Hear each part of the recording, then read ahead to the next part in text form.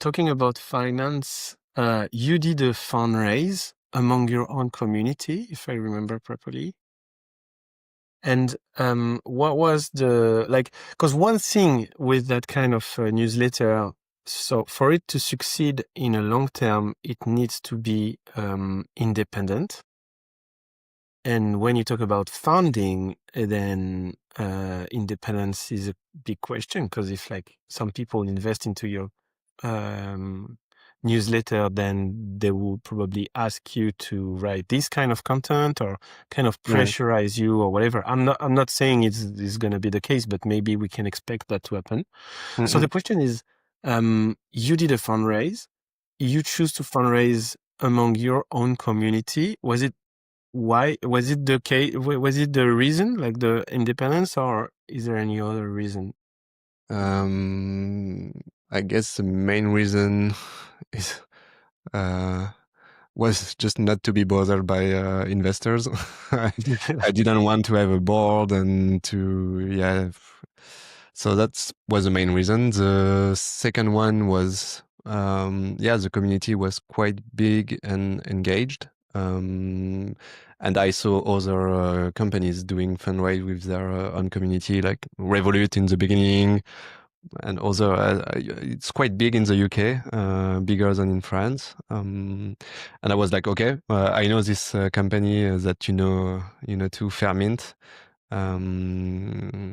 which is a startup I was following for quite a while, and they help entrepreneurs to raise money with a tool on the blockchain or whatever. I mean, it's not it's not crypto, it's just the backend which is on the blockchain, but you still invest in a regular safe. So yeah, we're not gonna go into the details, but it's options to buy a stock at a certain price in the future. So it's a very regulated, and it's a traditional finance. It's just the backend that is blockchain based. So yeah, I was like, yeah, this company is doing this. I could use their tool to raise money on my own.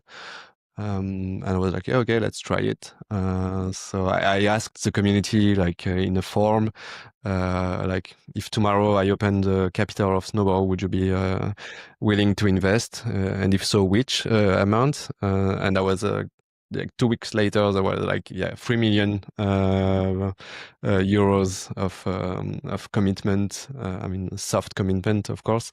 And I was like, okay, that's quite big.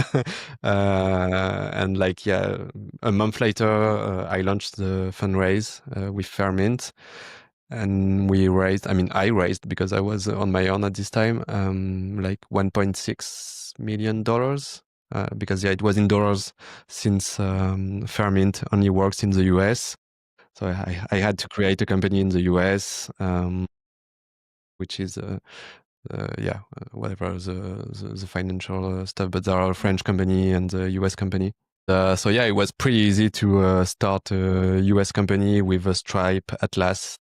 In 3 clicks, you open a company in the US. And with Fairmint, it was super easy to fundraise. So yeah, I mean, I guess that was the right choice. But once again, when I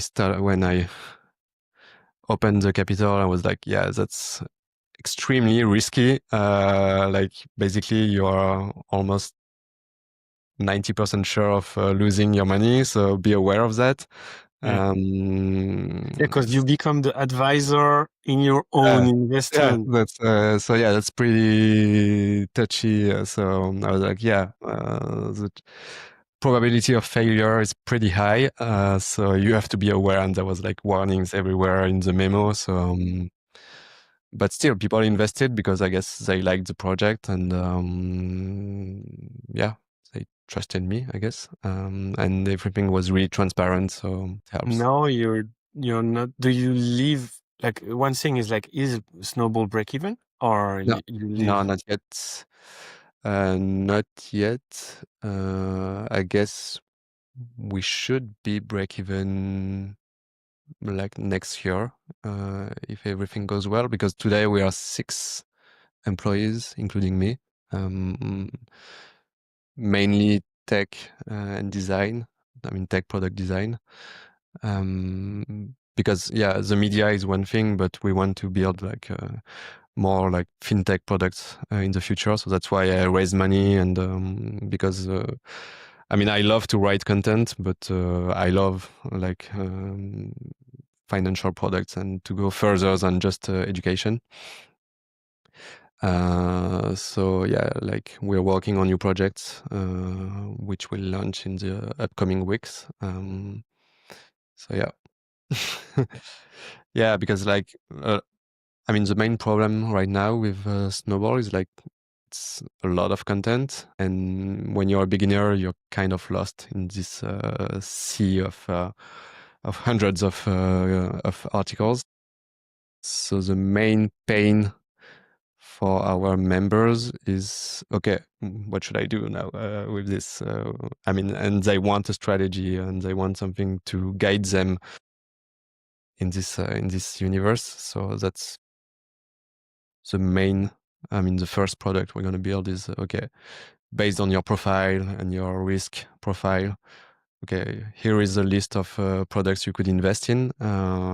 We know them because we invest in most of them personally. So and so that will be the first brick, and then we're gonna add some stuff like budgeting or like tracking your investments or stuff like that. And tomorrow maybe like invest directly through Snowball, which is like the climax of the stuff we want to build.